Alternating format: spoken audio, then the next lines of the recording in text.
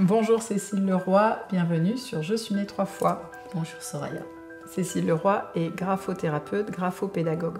Quand je lis ton papier sur une possibilité de séance avec toi, je lis écoute bienveillante, mise en condition par des exercices de brain gym, respiration, relaxation.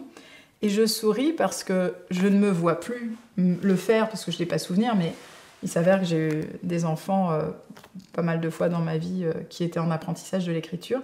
Et je ne peux pas m'empêcher de sourire en me souvenant du faciès du visage, de la crispation des épaules et de la tension sur sur tout en fait.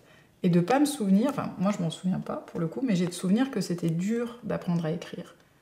Ah mais c'est quelque chose qui n'est pas facile, c'est vrai.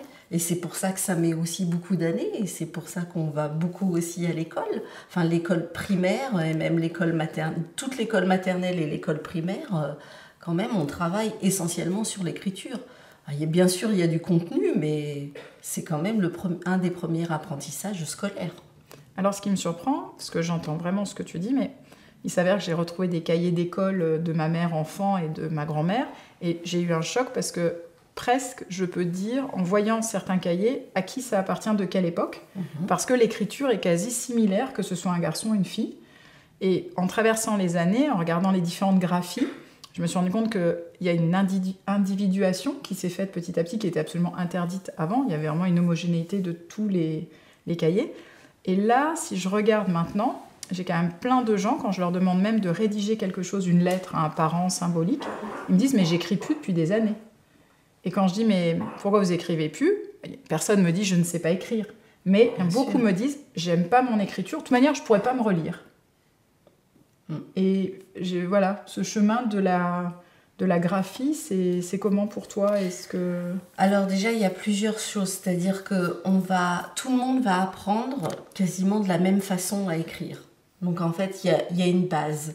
Et cette base, elle est valable sur toute la France, en fait. Tout le monde apprend à écrire de la même façon, quand on est petit. Et puis, quand on va grandir, en fait, c'est un peu comme la musique, le solfège, c'est pour tout le monde pareil. Et puis après, de ce solfège, on va pouvoir créer n'importe quelle musique et sa propre musique. Et pour l'écriture, c'est pareil. Tout le monde sait faire des O, des A. Enfin, on a tous la même base. Et puis après, on va l'individualiser, on va la personnaliser. Parce que, en fait, une écriture, ça parle aussi de nous.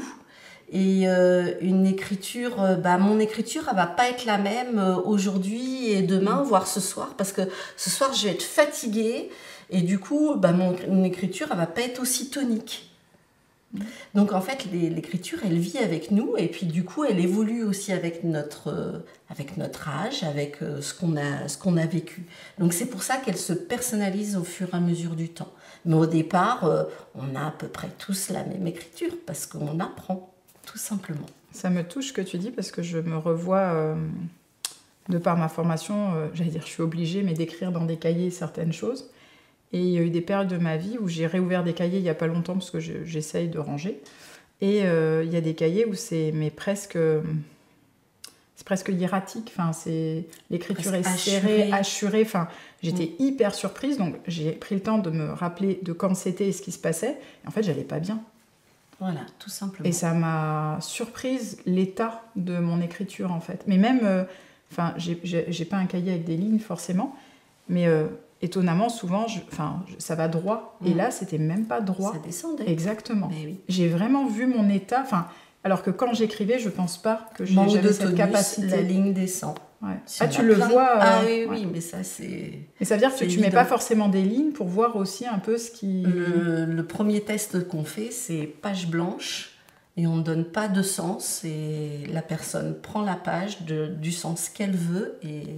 Et on fait une dictée, en fait, entre guillemets. Et puis, voilà, la personne écrit et après, on va analyser cette écriture. Mais ça veut dire que pour s'amuser, par exemple, les personnes qui nous regardent, s'amuser chez eux, même pour se découvrir, c'est possible à la limite de le faire, entre guillemets, quelque part, je dirais ludique, mais oui, il y a un peu de ça à se découvrir, c'est écrire et juste observer, prendre du recul, ou c'est pas si facile? Sur sa propre écriture, c'est pas si difficile. facile. Alors moi, j'ai appris. Alors parfois, Tu t'auto... je m'auto-corrige. Je fais, oh là là, c'est pas terrible là ce que tu fais, Cécile. Hop, je me reprends. Voilà, mais c'est rigolo. Je me dis, ah ouais, tiens, t'écris dans ce sens-là aujourd'hui. Ah ouais, bah, ça doit pas bien aller alors. Voilà. Il y a une thérapeute qui nous proposait de poser, de faire un tour et de venir voir. Ça peut aider ou c'est délicat quand ça vient de soi? Oui, et puis après, il faut avoir les codes aussi, à quoi ça correspond, tout simplement aussi. Donc on utilise la graphologie pour voir un petit peu dans quel état est la personne, et puis aussi pour aller dans son sens, parce que la pédagogie, l'idée c'est d'avancer et d'avancer dans son sens. Si on va contre la personne, bon, on va pas avancer, on va pas l'aider. Hein. Donc en voyant à qui on a affaire, on va aller dans son sens, et puis voilà, c'est pour ça qu'il faut connaître des choses aussi sur la personne, ce qu'elle aime, et du coup on va aussi... quand on va être vraiment dans l'écriture, eh ben, on va mettre du contenu qu'elle aime. C'est plus sympa. Voilà. Vous l'aurez compris, avec Cécile, elle ne s'arrête pas à la lettre, elle va jusqu'à l'être et bien plus loin. Merci Cécile. Merci Soraya. À bientôt. C'est un peu suivi 3 fois.